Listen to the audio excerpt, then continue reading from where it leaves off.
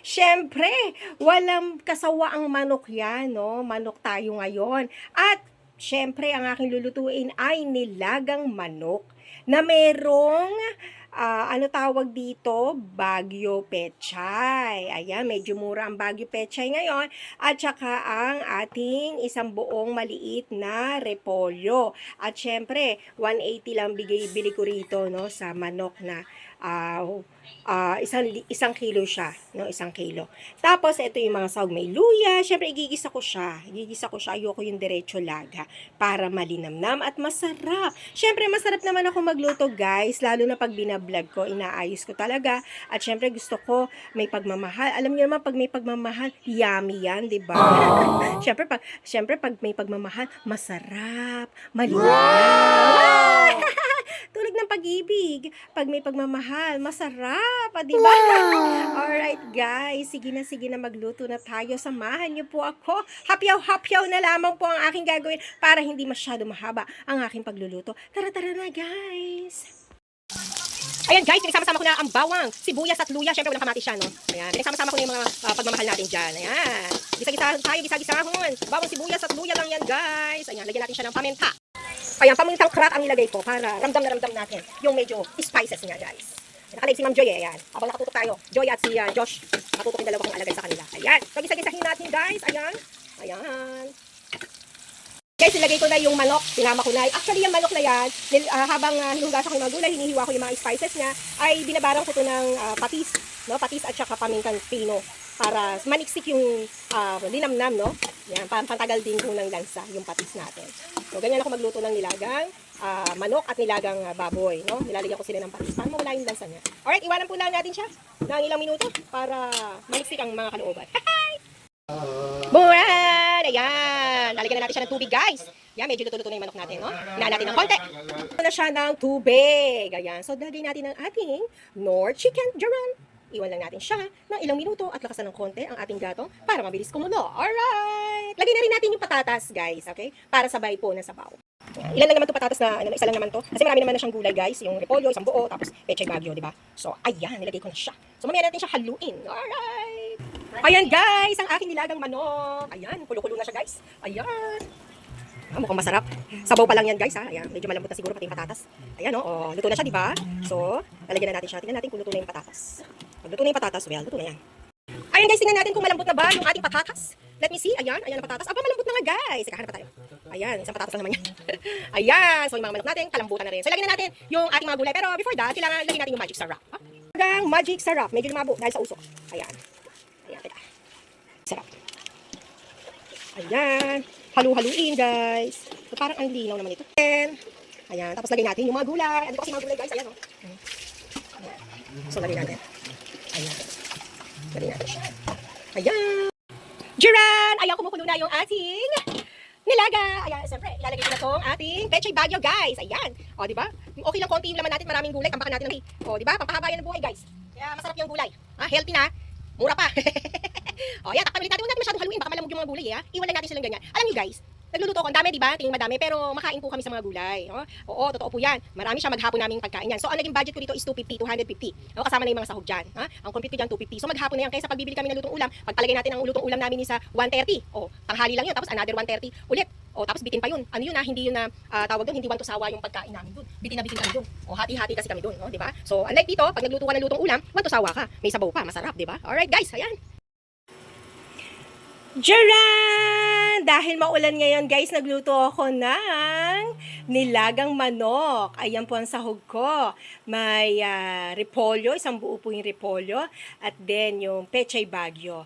Marami siyang tignan, pero sakto lang sa amin yung pamilya ko.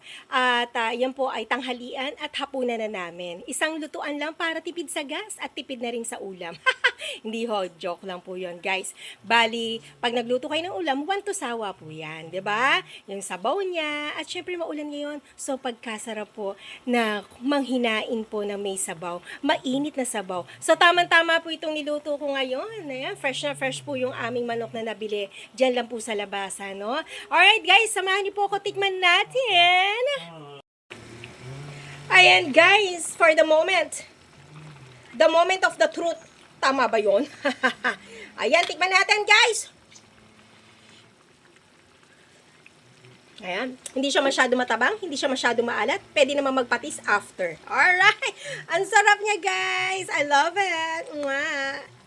Wow! Ayun, guys, kain tayo. Andito ako ngayon sa harap ninyo. Tara, kain tayo. Kainin muna ako, ha. Wait lang.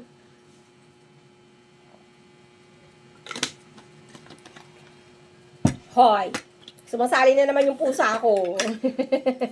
Ayan. Wow! Gusto ko may sili akong green. Alam niyo naman ako, mahilig ako sa maanghang, di ba? Ganun talaga si Ogang. Ayan, kain na tayo, guys. Ang dami kong gulay. Ayan! O, di ba? Ay! Pang screenshot. Ayan, sarap-sarap, guys, no? Ayan, masarap maanghang. Medyo gaganong ka, di ba? Para wow.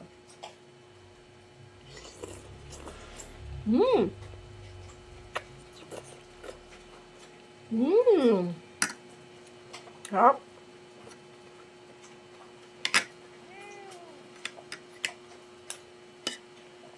Minsan, hirap lunukin, no? Pag sunod yung subo mo, no?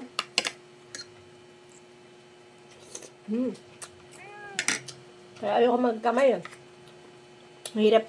Pag may sabaw, mahirap magkamay. Hindi masasalo yung ano. Ito yung sili. Kain natin.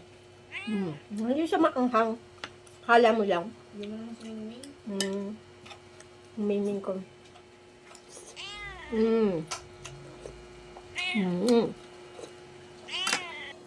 May extra lagi yung mingming ko, Pero blessing yan si Mingming, di ba?